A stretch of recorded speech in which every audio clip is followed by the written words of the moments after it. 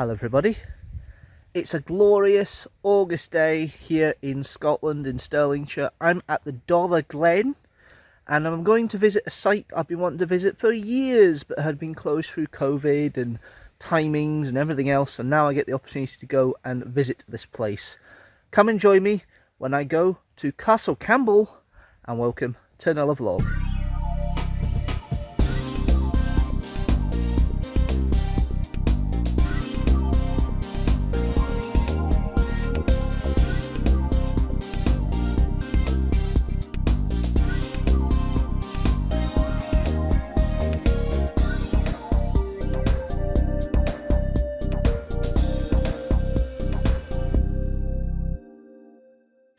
So this path is about a quarter of a mile, 330 metres or so, to get to the castle from the car park. And it's nice to have a lovely walk, but there's also bits of this walk which is interesting. It's up and down hills, it's through a forest area which I love. You have to ford the stream. Not often you have to ford water when you're going places. There is a bridge if you're not keen, or if it's gushing a bit too much. But hey, I'm going to get in there and have a wee step down, so let's see if we can get across here without soaking my shoes too much. Yes, that was not a problem at all, even though you saw nothing of that. But I managed to get through it.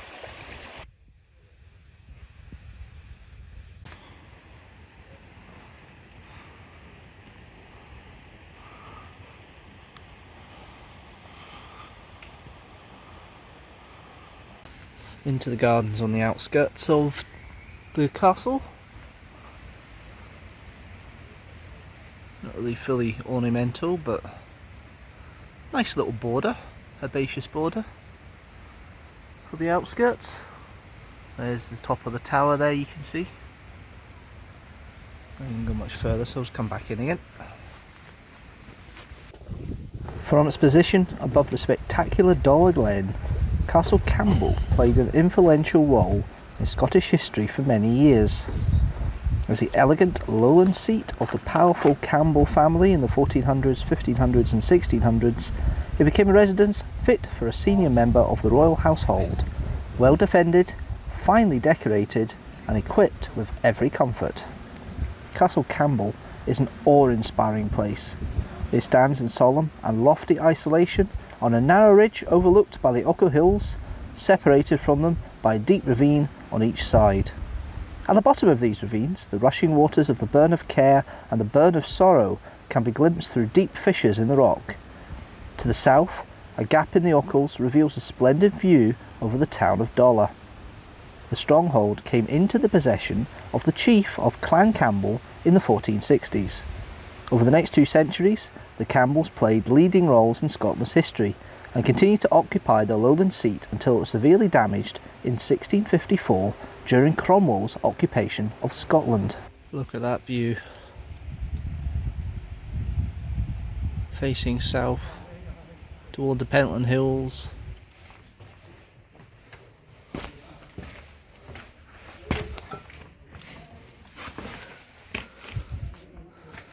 Found it. The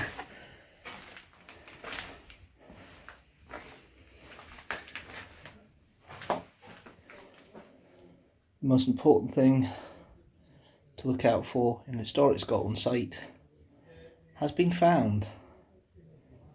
The stonework.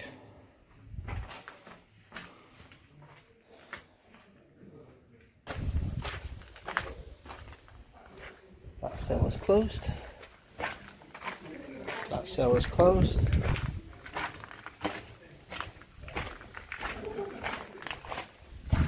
That cell is not. I wonder what's on here. Mind your head. Ooh. Ah, the lights come on.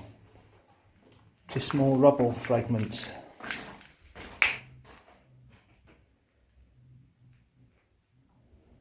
Does give you an idea of the storage place, the cellar.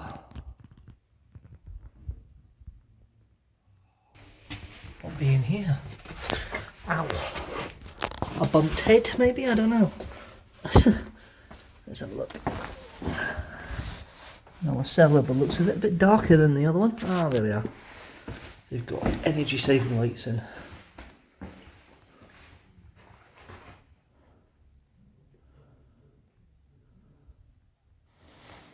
Press buttons. Let's see if we can find things. Oh, there's the cellars. I don't know where the actual chamber is.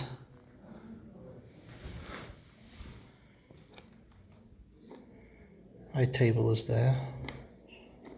Kitchen is there. The hall is there.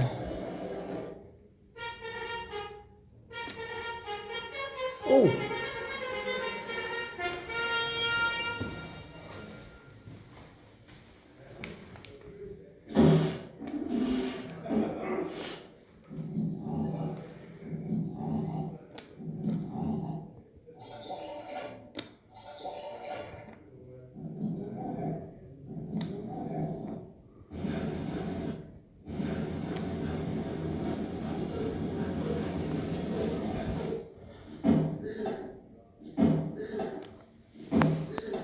Sound effects to the buttons.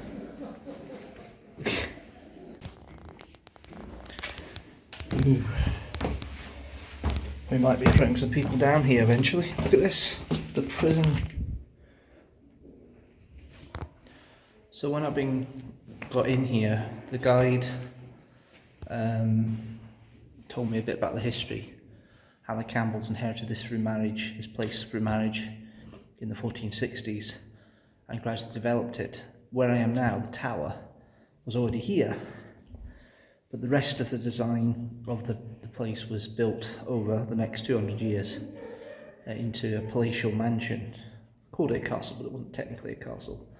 And the Campbells hold big sway across Scotland because they inherited the Lord of the Isles title and all the land around there. They're based in Argyll now, that's where the Duke of Argyll resides now, and Castle Campbell was their central belt seat. And they were very close to the king through most of Scottish history from the late 15th century through to the interregnum, Cromwell's time. They fell out with both Charles I and Charles II, and then eventually sided up with Cromwell just to keep the peace a little bit. But they did help in regards to the union of the crowns, which is where the dukedom comes in as of an earldom later on. And it was an interesting place to see. The palatial palace next door is actually a Victorian reconstruction. It's not the original 100%. The top floors are a Victorian reconstruction. It'll be interesting to see that when we go into it. But this is the Great Hall. This is where the Campbells would have entertained.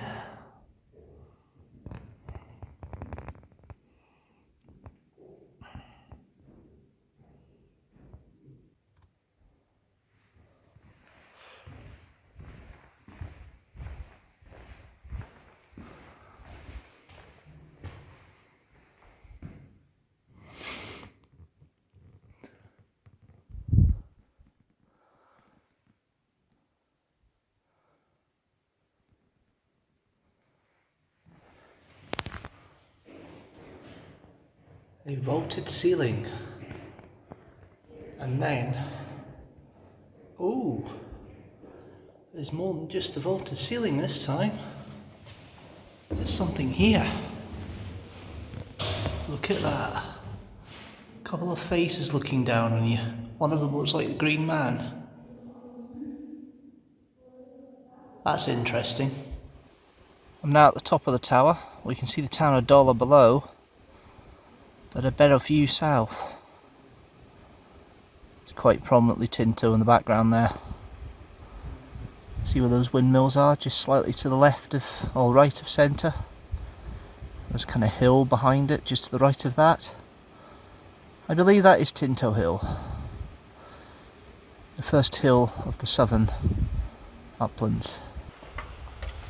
To the Ocker Hills, which look absolutely stunning today because of the beautiful day we have today. It's not too warm, it's pleasantly warm, the wind's very light, and the sun is shining with these little feathered clouds. It really is beautiful.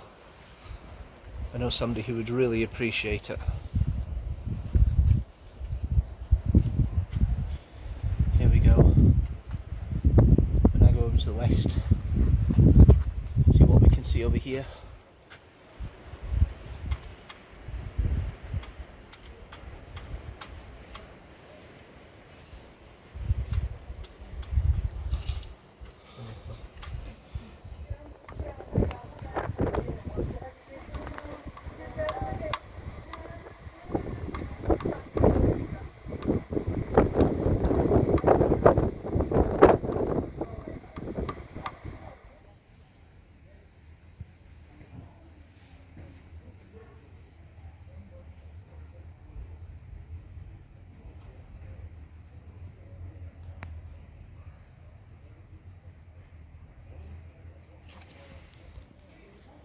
So the Great Hall and the upper and lower chambers where the Lord or the Earl of Argyll would have slept and lived in when he created this south extension in the 1500s, 1560s or so.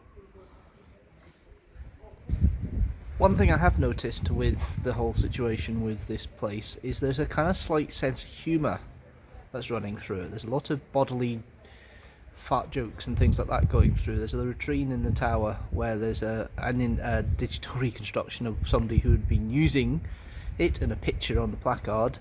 The castle model that's in the bottom of the old tower has noises in it, including fart noises, of some of the different rooms that you press a button for. So there seems to be this kind of a slight toilet humour that goes about here, which depending on your sense of humour might be funny, it might be crass, I don't know, but it's an interesting thing. This is one of the few places in Scotland where Cromwell didn't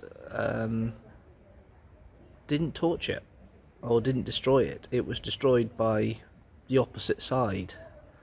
In this case, because the Campbells cuddled up to or curried up to Cromwell in the 1650s, and the nobles of Scotland who were against the Cromwellian regime decided to punish Castle Campbell by the Campbells by burning down their range, their southern range they'd created, and destroyed it that way. So it wasn't destroyed by Cromwell directly, it was destroyed by the actions of the Campbells allying to Cromwell, which is rare because a lot of places around here were destroyed by Cromwell, and that's when the end of most of these historic buildings, famous historic buildings, St Allen, Stirling, to a small extent Edinburgh, Dalton, these sort of places were kind of destroyed from Cromwell coming in and causing riots and destroying them, rather than the other side of the whole conflict of the Civil War and the Covenanters and what they did up here at the time. So it's an interesting contrast to the usual form of destruction that happened to a lot of properties, historical properties and castles and palaces from the earlier times that were still in use up to the mid 16th century. That's it from me. That was quite fun and quite enjoyable, and I'm glad I've finally been able to get to Castle Campbell. Have you been to Castle Campbell? Leave a comment down below. Did you like it? Leave a comment down below. Did you not like it? Leave a comment down below. And if you like this video, please like it, share it with the hashtag teamstructor, and hit that subscribe button and notification bell if you like the channel as a whole, so you know when a new video comes out. Until next time guys, thanks so much for watching, and you know what? I'll see you later.